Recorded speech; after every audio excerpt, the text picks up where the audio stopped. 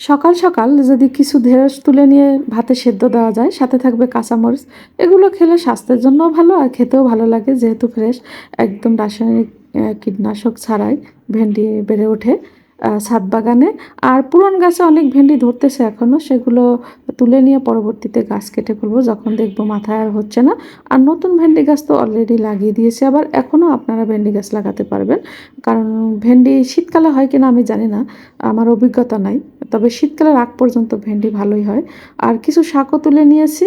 আর আমার লাউ গাছ দেখাচ্ছে অনেক সুন্দর হয়েছে লাউগুলো, মাশাল্লাহ, বৃষ্টির পানি পেয়ে হয়তো সুন্দর হয়ে গেছে।